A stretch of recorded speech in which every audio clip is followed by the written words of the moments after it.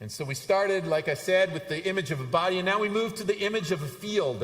And Paul gives this kind of farming metaphor. He says, look, not only are you different parts, and people's differences in the congregation are actually a good thing because you're working together. Now he gets down to the heart of this matter of picking one leader. Like, that's my favorite leader. And so Paul, you would almost think, and from our vantage point, 2,000 years later, we got the New Testament, right? Like, we've got that second half of the Bible, not exactly a half, but you know what I'm saying, second part. And so we've got that whole section of the New Testament, everything from the story of Jesus on. And in that, 2/3 of the New Testament was written by the Apostle Paul. It was letters like 1 Corinthians that are written to churches where Paul had gone into a town, most of them, and started a church and talked to people about Jesus until he gathered a group of people. And then those people continued to meet. And eventually Paul would move on to a new place after he felt like they were kind of established and they kind of got it and they were following along. And he'd move on and start a church somewhere else, talk to other people in another place and draw them to Jesus. And then he might hear about something happening back in the first church that wasn't really all that good, and he'd write them and say, here's some things you're doing well, but here's kind of the solution to the problem. Here's how you need to look at this. Here's where there's a problem going on, and I don't want you to get off track and be moving in the absolutely the wrong direction. So he writes 2/3 of the New Testament. We know his name, and we think of him as kind of a big deal. You can understand maybe, or I think most of us could go, I got great respect for the writings of Scripture that Paul's done. He's given so many important lessons and so many things and so many of our favorite Bible verses that we'd go, I could understand if somebody went, hey, Paul's my favorite pastor that's ever been in that church.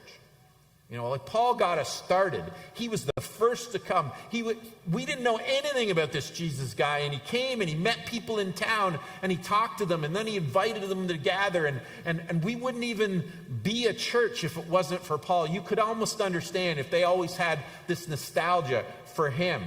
But in fact, some are really loyal to Paul. They like what Paul did. They appreciate that he started things. They like the teachings. They understand how deep the things of God that he shared with them. But then there are others where Apollos came along, and Apollos was another guy that had been a preacher there in Corinth. And Apollos was a guy that from the scriptures we hear that he's a really eloquent preacher. He's like an amazing preacher. And so lots of people thought, well, he's so gifted, it's thought that he kind of overshadowed Paul in many ways. And so lots of people went, he's a way more dynamic preacher. I really like his style, and he's really good, and man, he's amazing. And so they looked at Apollos, and they picked Apollos, and they get, he's my favorite. He's way better than Paul. Like, Paul got us started. Yeah, he did that introductory stuff, but Apollos, man, when he preaches, it's great. And then others were saying, well, Peter was with Jesus. Paul was like persecuting the church back then. But the apostle Peter, he's the leader of the whole movement. He's the one Jesus said he would build the church on. He's the rock Jesus was going to build the church on. I'm with Peter. Peter's way better than the other guys. And then there, of course, was the group that said, well, I just follow Jesus himself. And Paul goes, whichever camp it is, even the ones that said, I just follow Christ, he says, look, this isn't a competition. I'm not competing with Jesus. I follow Jesus. Jesus saved me like he saved you. Are we divided? No. Did Paul die for you? No. That was Christ. That was Jesus. Jesus was the one who died for you. I didn't do that.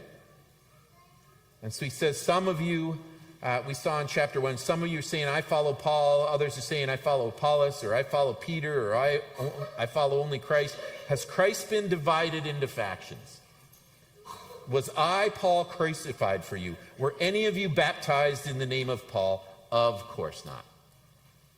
And so this division had arisen, and they had their reasons for it, and maybe certain kinds of people, certain kinds of personalities gravitated to one leader or the other, and they like that person better. And Paul goes, we are all on the same team. Not only are you all different for a reason, not only are your differences gifts to each other, you help each other with your differences. It's good that we're differences, like being different parts of a body. Now he says, look, you got to understand that this whole leader thing, that's not okay. And so Paul explains them. He says, aren't you living like people of the world when you say, I'm a follower of Paul, and another says, I'm a follower of Apollos? Aren't you acting just like people of the world? Like, that's not the God way of doing things. You're acting like everybody else in the world, and if there's one distinction we should have, it's that we're not all that bickering and biting and competing and only hanging out with people we like or that we relate to or that we think the same as. He says there's different camps, and they all have their preferences, but he says they're divided, and division itself is not a good thing. So he says, after all, who is Apollos? Who is Paul? We're only God's servants through whom you believe the good news. Each of us did the work the Lord gave us. I planted the seed in your hearts, and Apollos watered it, but it was God who made it grow. It's not important who does the planting or who does the watering. What's important is that God makes the seed grow. He goes, look, we're all on Team Jesus. We're all on Team Jesus. We're all together in this. Should be on the same page in this. The differences are not something we should try to erase so we all look alike and we all walk alike and we all act the same. That's not the goal, to make us all the same person. He says the differences are a good thing among the people of God. And then he says, look, if you're seeing this difference, like, oh, leaders, they're some big deal. They're like up front. They talk when we go into church. And so everything they say is golden, right? Everything I say is right because I'm standing up here, right? Paul goes, no, that's not what it's like. And so he says, look, if you're looking at me and Apollos and trying to divide between us, putting us in different camps, and then he's got some followers and I got some followers, you should understand what Apollos and I understand. We are on the same team. I don't matter. He doesn't matter. What matters is what God's doing. What God's doing is such a bigger deal that what we do is small and insignificant in comparison. I love that when I came to this church, and it was kind of a daunting thing to go, oh, how long has the last pastor been there? 30 years? Okay, and do people like him? Do you like Pastor Lloyd? And I go, wow, how do you walk into his shoes? I am different than Pastor Lloyd, right? I'm not the same guy. There's lots of ways we think alike, but and we look at things alike, and we've had a great camaraderie since I came here. Like, we worked together for the first year, and it was amazing. I loved it. But we're not exactly the same. And there could be people that take preferences. And I don't want to be in that face-off. I'm going to lose that battle. He's a good guy. I don't want to measure up to Lloyd. Lloyd Rainey is a man of God. But God's called me too. And I love that when it was time to kind of hand off the reins, one of the big things Pastor Lloyd did is say, look, every pastor's different, but, I believe this guy is the guy that's the next pastor. He got behind me and kind of went, I'm on his team now. And he still comes to this church, and he still pitches in, and he still does his bit. And if I ask him to do something, I can't remember a time he said no. That reminds me, I got to think up some new stuff to ask him to do then. But the thing is that we can have preferences. As human beings, we naturally make comparisons, right? We go, this one's better at this, that one's maybe better at that, but this one, I don't know. And we naturally do that. And that's what was happening in the church in Corinth. That was one of the things that they found they had a preference for. I like it this way with this leader. And Paul says, look, you're looking at this the whole wrong way. I planted. I planted seeds. I came and I planted the gospel. I told you about Jesus. I got things started. But then Apollos came and he watered that and things started to sprout. He says, you know, when you're farming, you can't just plant seeds. It isn't just plant a million seeds. If you got a bunch of people working there, not every one of them is going to be on seed duty. You're going to have to send some to do some watering, right? And Paul goes, look, I plant, he waters, but you know what is way more important than planting or watering is that God uses this little act I did of dropping a seed in the ground, and he uses the little thing that Apollos did by watering it. And it's not that it's no big deal to pitch in for God or that God doesn't call us to do important things, but Paul goes, in comparison to what God did, he took that seed and that water and he created something that brings life. Food grew. I really expected Anna Myers to give me an amen to that. Food grew out of the earth, seeds and watering and plants and food. And Paul goes, but what we did is all in service to Jesus. We're both on the same team, and in fact, you shouldn't be looking at us as some big deal. We are actually servants. We serve the people of God. We aren't the leaders up front, the big deal, the big shots, the ones with all the power. We are people who serve the living God and serve the people of God. I'm not a bigger deal than anybody sitting here. You use your gifts for God, that's great.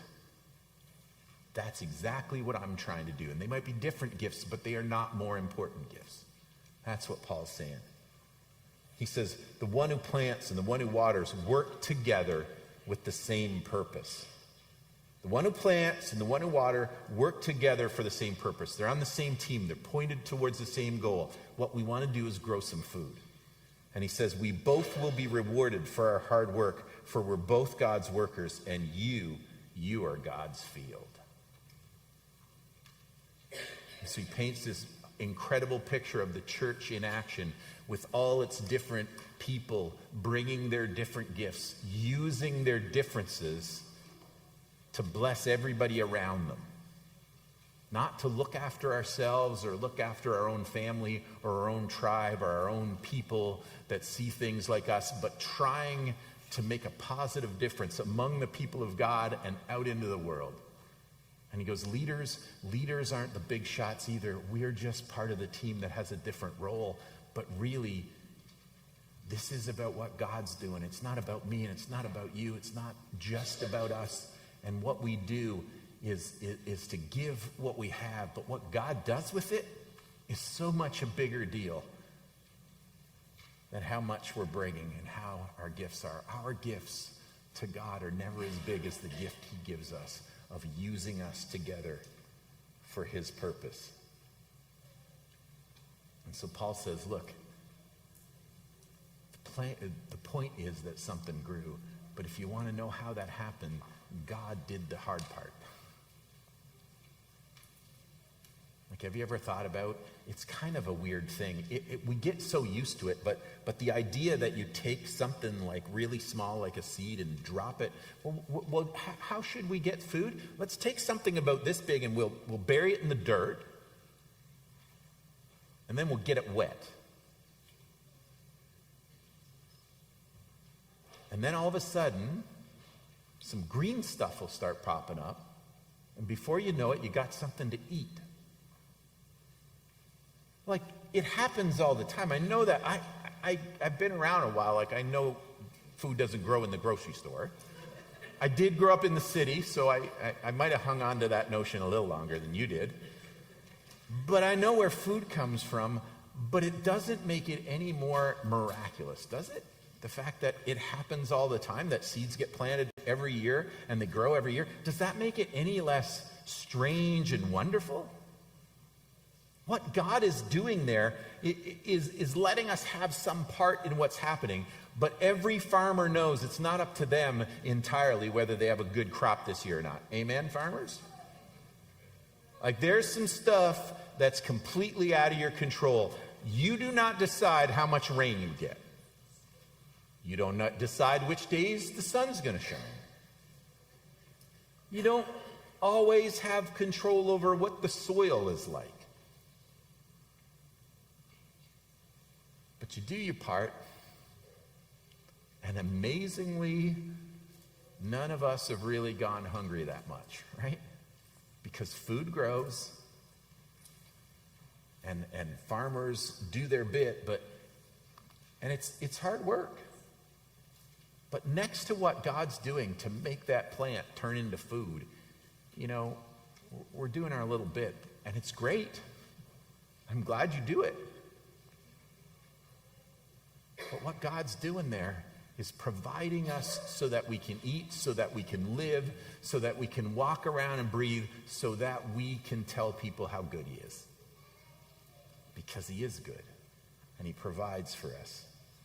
And so Paul says, look, in comparison to God, what we're doing is not important. It doesn't matter that I'm the one who got there first and planted the seed. It doesn't matter that Apollos watered it. And it doesn't matter who gets to pull up those plants and harvest them. It doesn't matter any of those things. What matters is that God is at work and that God is using us and that we are servants to the people of God and that we are on Team Jesus. The one who plants and the one who waters work together with the same purpose. You know what our purpose is? Is we want to see people fed, and we want to see people know Jesus, and we want to see people come alive and have the life that they were born to have because God's called them to it. And he wants to have that loving relationship with them. And he says nothing's more important than that. God gets the glory. God is the one who's doing something way more significant than we are. And so not only does he level the playing field between ears and eyes and noses and feet and people in the body of Christ who are different from each other, he levels the playing field between leaders and congregations and says, look, we are all on the same team and nobody's a big deal here. We're just trying to work together as one team. And so it reminds us as leaders not to get a big head and not to get ahead of ourselves and to understand our role. And in fact, Paul says, our job is to be a servant. It doesn't make you my master, but it makes me your servant. And so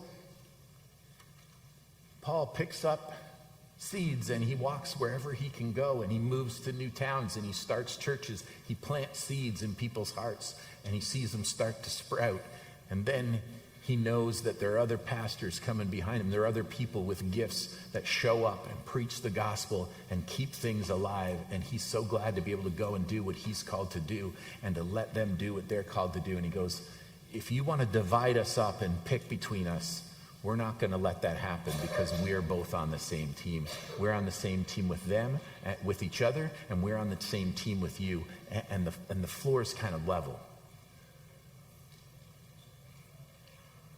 The ground's level at the foot of the cross. Like we're all there in the same place, following the same Jesus and benefiting from the same wonderful truth that he provides for us.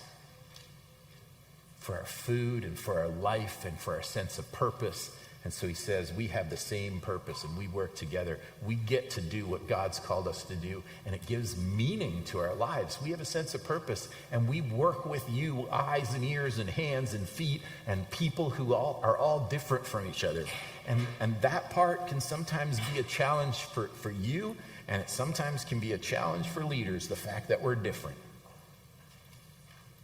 And Paul says, but really, let's stop emphasizing the differences in a bad way and start understanding each other's differences and value the differences because of what it can mean to us as one body united in Jesus, pointing together to the same purpose of letting the world know that he is great.